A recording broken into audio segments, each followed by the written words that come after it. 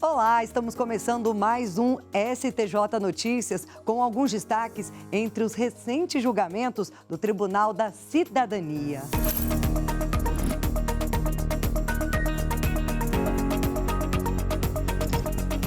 Nesta edição, você vai ver: Justiça especializada deve julgar injúria racial contra adolescente. E mais, Tribunal autoriza a retirada de sobrenome paterno do registro civil em razão de abandono afetivo. E, além disso, partilha de bens no divórcio não pode ser feita por contrato particular. O STJ Notícias está no ar.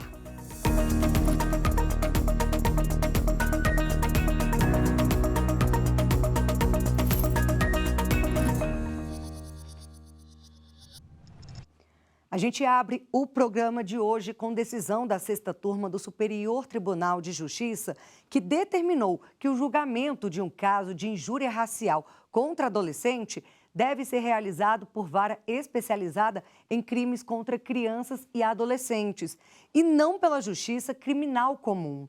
Os detalhes a gente confere na reportagem de Marina Campos. Está na lei. Casos que envolvem crianças e adolescentes devem ser julgados por varas especializadas. A legislação prevê esse direito como uma forma de garantir proteção integral, tratamento técnico e a aplicação de medidas mais adequadas, de acordo com a idade, como explica esse advogado. Esses julgamentos, eles devem ocorrer nas varas especializadas sob uma perspectiva dos direitos das crianças e adolescentes. E isso oferece uma possibilidade da justiça, com essa visão, com esse cuidado apropriado, buscarem a máxima eficácia na preservação e muitas vezes recuperação, que podem fazer diferença na vida futura dessas vítimas. São pessoas que estão ainda em fase de desenvolvimento, de maturidade, e tudo que acontece nas suas vidas será um produto do resultado desses indivíduos na vida adulta. Em um caso que chegou aos tribunais, um adolescente foi vítima de injúria racial. O Tribunal de Justiça de Minas Gerais entendeu que esse tipo de crime não estava previsto na resolução da comarca de Belo Horizonte, que regula a competência da vara especializada em crimes contra crianças e adolescentes, e, por isso, declarou a competência da Justiça Comum para julgar o processo. No recurso ao STJ, o Ministério Público alegou que é inadequada a interpretação restritiva da resolução do Tribunal de Justiça de Minas Gerais. O relator, ministro Sebastião Reis Júnior, afirmou que a competência da Justiça especializada em crimes contra vítimas infanto-juvenis deve abranger todos os delitos praticados contra esse público, de modo a garantir proteção integral e especializada. De acordo com o ministro, a resolução do Tribunal de Justiça de Minas Gerais, como norma local de organização judiciária, não pode restringir o âmbito de proteção estabelecido pela legislação federal, sob pena de violação do princípio da hierarquia normativa e dos compromissos internacionais assumidos pelo Estado brasileiro. No direito privado, 4ª Turma do STJ decide que sociedades limitadas de grande porte não precisam publicar balanço para arquivar atos societários.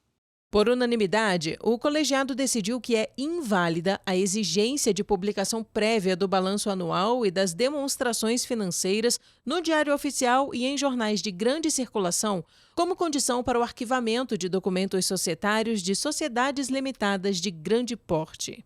O caso começou com mandado de segurança impetrado por uma empresa privada de grande porte contra ato do presidente da Junta Comercial do Estado de São Paulo, a JUSCESP, que havia condicionado o arquivamento de atas de reuniões de sócios a publicações dos balanços e das demonstrações financeiras. O Tribunal Regional Federal da 3ª Região afastou a exigência e o Ministério Público Federal recorreu ao STJ. O relator do recurso especial, ministro Antônio Carlos Ferreira, destacou que o artigo 3º da Lei 11.638 de 2007 obriga as sociedades limitadas de grande porte a seguir a lei das sociedades anônimas apenas quanto à escrituração, a elaboração de demonstrações financeiras e a auditoria independente. Segundo o ministro, a lei não impôs a publicação desses documentos. Por isso, essa obrigação não pode ser criada por ato administrativo nem por interpretação extensiva. O relator também afirmou que a publicação de balanços e demonstrações financeiras expõe informações estratégicas da empresa e que, fora do regime das sociedades anônimas, essa exigência não é razoável. Com esse entendimento, a quarta turma não proveu o recurso e manteve o afastamento da exigência para o arquivamento dos atos societários das sociedades limitadas de grande porte. Ainda no direito privado, a terceira turma do STJ autorizou retirada de sobrenome paterno do registro civil em razão de abandono afetivo. Acompanhem comigo os detalhes dessa decisão. O recurso foi apresentado ao STJ por um homem após o Tribunal de Justiça de Goiás atender ao pedido dele para excluir o nome do padrasto do registro civil. No entanto, mesmo sem pedido expresso, a Corte Estadual determinou a inclusão do sobrenome do pai biológico. Para o Tribunal Goiano, a mudança completa do nome não teria respaldo da jurisprudência e poderia causar prejuízos a terceiros. Ao recorrer ao STJ, o cidadão afirmou ter sofrido abandono afetivo, pois mesmo sabendo quem era o pai biológico, não manteve qualquer contato afetivo com a família paterna. Ao analisar o recurso, a ministra relatora Nancy Andrighi citou a Lei de Registros Públicos, que permite a exclusão de sobrenomes por alteração nas relações de filiação. Segundo ela, essa possibilidade de retirada de sobrenome, especialmente em casos de abandono afetivo, está alinhada ao papel central do afeto nas famílias e ao direito ao livre desenvolvimento da personalidade. Com a decisão, o autor poderá retirar do registro civil o sobrenome paterno. A mesma autorização foi estendida aos filhos dele, que também poderão excluir o sobrenome do avô e manter apenas a linhagem materna.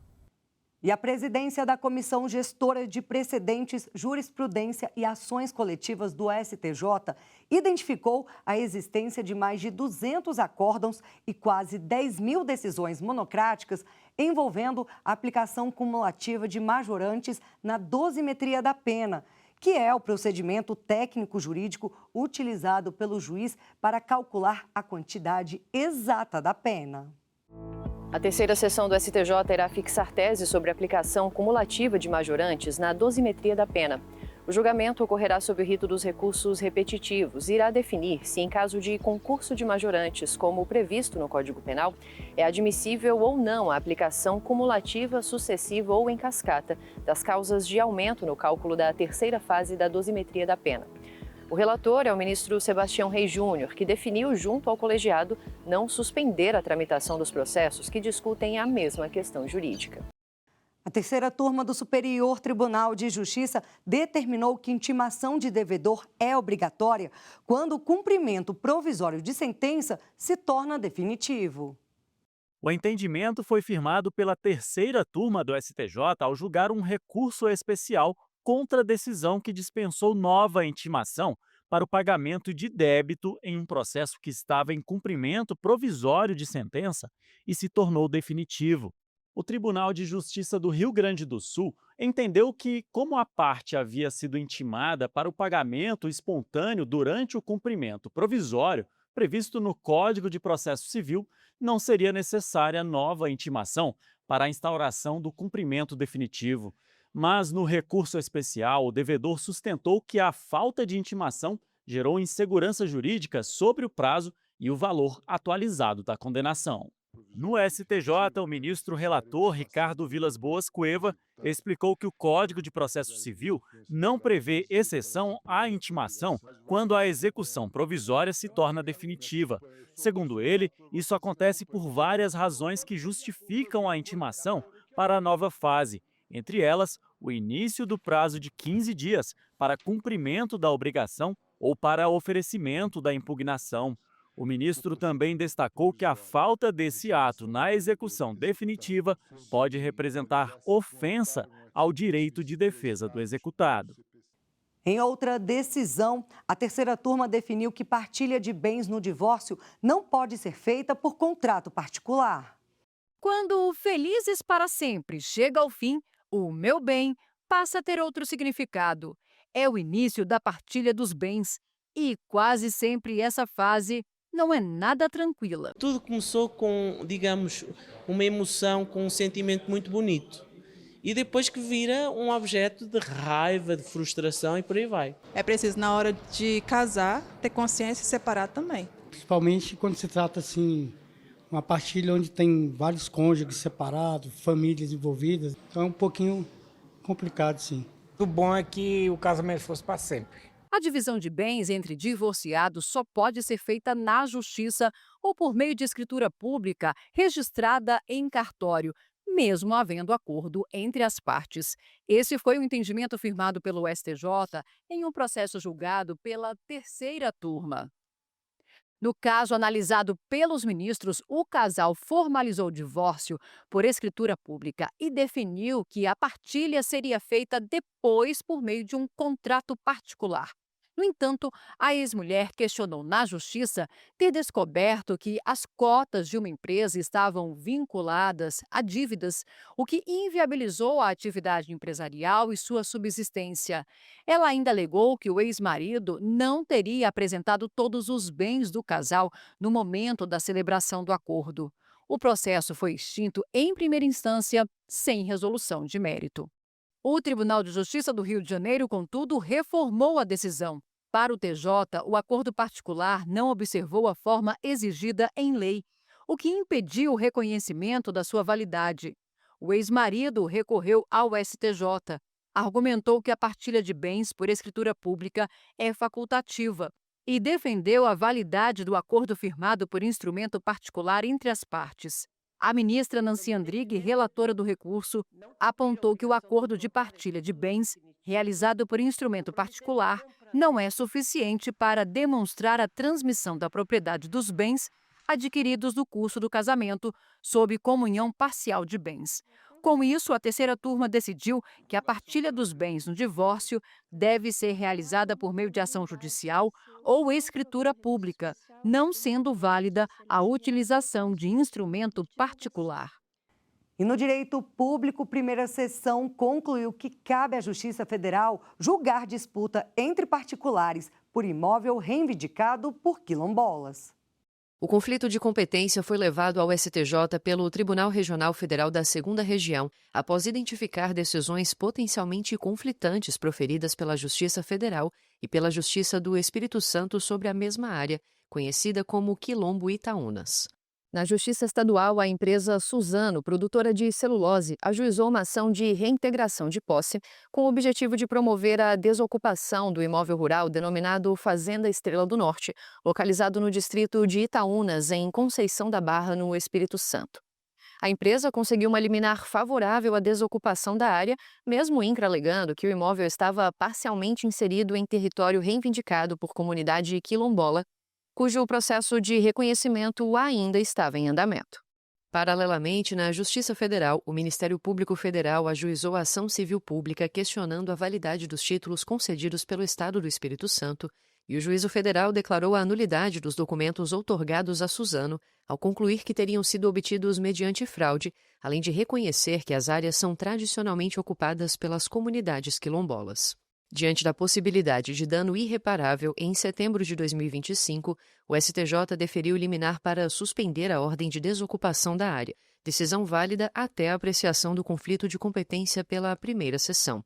O ministro Sérgio Cuquina, relator do caso, observou que a existência de decisões conflitantes sobre a mesma área, somada ao envolvimento do MPF e do INCRA, justifica o reconhecimento da competência da Justiça Federal, em sintonia com precedentes do STJ sobre terras ocupadas por comunidades quilombolas. O ministro ponderou ainda que a súmula 235 não afasta a competência federal para ambas as demandas, já que as duas controvérsias dizem respeito à posse da mesma área, ainda que parcialmente, por remanescentes quilombolas. Segunda turma do Superior Tribunal de Justiça reafirma que Fazenda Pública pode recusar bem indicado à penhora fora da ordem legal. Os ministros do colegiado, ao julgar um recurso especial interposto pela Agência Nacional de Transportes Terrestres no âmbito de uma execução fiscal de multa administrativa, reafirmaram o entendimento de que a Fazenda Pública pode recusar bens indicados à penhora pelo devedor quando não for observada a ordem legal de preferência.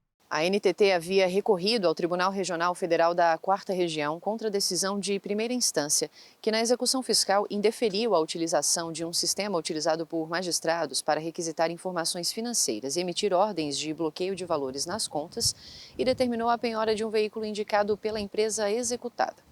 O recurso foi negado pela Corte Regional, que considerou que, embora a execução ocorra no interesse do credor, a recusa aos bens ofertados pelo devedor deveria ser suficientemente justificada, levando em conta aspectos como valor, qualidade e potencial de alienação.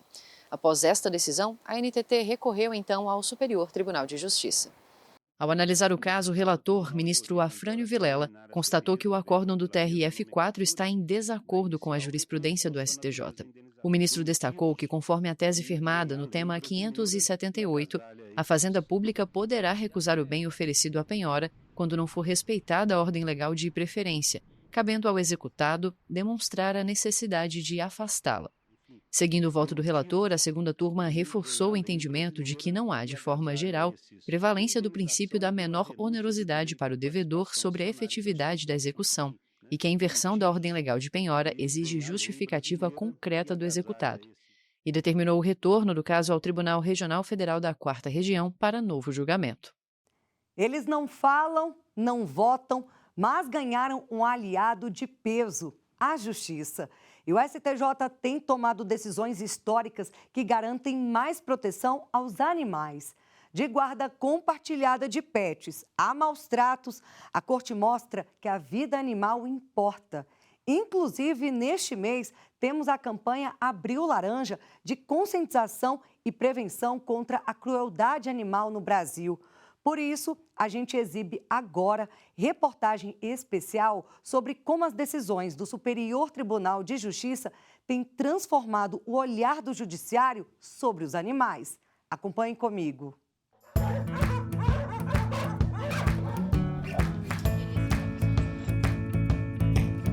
Diz aí, dá ou não para dizer que essa carinha é de satisfação?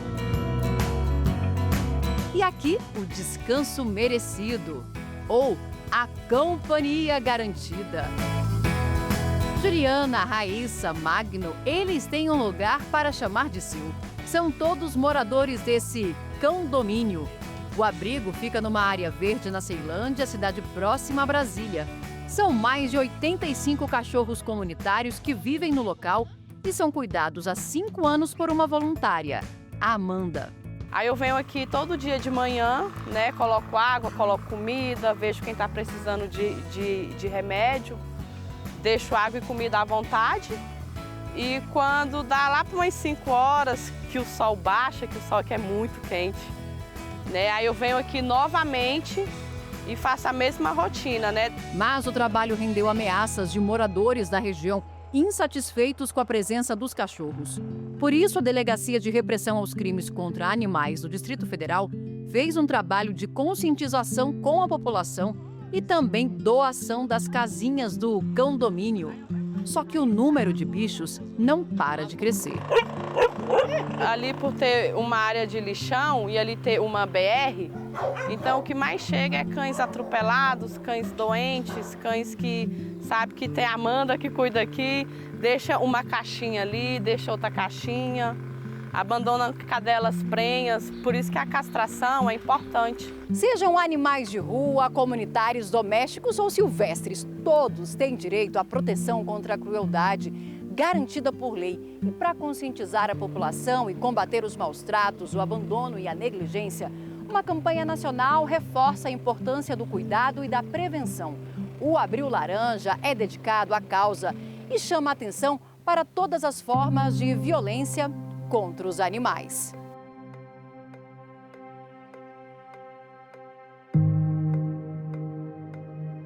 A gente pega animais acorrentados, as pessoas acham que não é crime, deixam de procurar auxílio veterinário, elas também acreditam que não é crime, não providenciam uma cobertura para o animal contra o sol, contra a chuva, coisa que elas também acreditam que não é crime. Para elas, crime é, assim, para algumas pessoas, né, acreditam que crime é somente você agredir o animal e isso não é verdade. A gente está tentando mudar isso com ações de conscientização da população para que um dia os animais sejam mais respeitados mesmo. O artigo 225 da Constituição de 1988 proíbe práticas que submetam animais à crueldade, impondo ao poder público o dever de proteger a fauna. Já o artigo 32 da Lei de Crimes Ambientais tipifica o crime de maus-tratos a animais, aplicável a todos os tipos de espécies. Segundo o Conselho Nacional de Justiça, o país registrou em 2025 uma média de 13 novos casos de maus-tratos contra animais por dia. São quase 5 mil casos por ano, um aumento de 21% em relação a 2024 e de 1.400% na comparação com 2021. Diante desse triste cenário, a legislação foi alterada, numa tentativa de frear as estatísticas. Hoje, cães e gatos têm uma proteção contra maus-tratos bem mais significativa. A pena pode chegar, uma pena que pode de reclusão de 2 a 5 anos, além de multa e perda da guarda, né? Então, cães e gatos estão mais protegidos, né, do ponto de vista penal. Os outros animais ainda não, porque em relação a eles a pena é mais baixa, de 3 meses a 1 ano de detenção.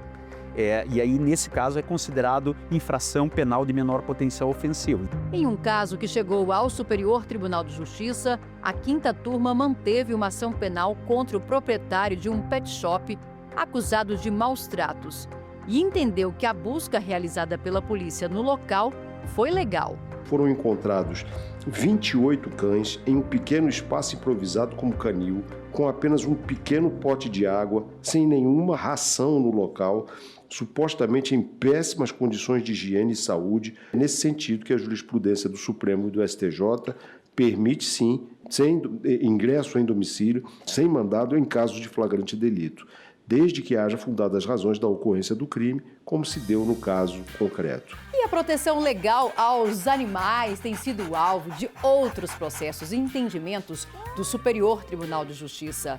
No país com a 3ª maior população de pets do mundo, o STJ precisou debater a caracterização jurídica desses animais. Isso porque durante muito tempo os bichos eram classificados apenas como mais um item do patrimônio das pessoas. Em um desses casos, a 4ª Turma reconheceu o direito de visitas ao pet após a dissolução de uma união estável. O relator do recurso, o ministro Luiz Felipe Salomão, lembrou que o Código Civil enquadrou os animais na categoria das coisas, mas nos tempos atuais, essa classificação está superada. Os animais de companhia são seres que inevitavelmente possuem natureza especial e, como seres sencientes, dotados de sensibilidade, sentindo as mesmas dores e necessidades biopsicológicas dos animais racionais, também devem ter o seu bem-estar considerado. Enquanto a Justiça segue analisando controvérsias sobre os pets, o Poder Legislativo pode alterar nos próximos anos a caracterização desses animais no ordenamento jurídico. A reforma do Código Civil, que contou com a participação de ministros do STJ, prevê essa mudança. O projeto reconhece nos animais a condição de seres sencientes, ou seja, que têm sentimentos. A ideia de dignidade não está ligada hoje mais apenas e tão somente à pessoa humana. Fala-se um estatuto da dignidade que também abrange não humanos, como é o caso dos animais, por serem seres vivos sencientes. Ou seja, capazes de sentir, capazes de sofrer, e é por serem sencientes que existe a regra da proibição da crueldade.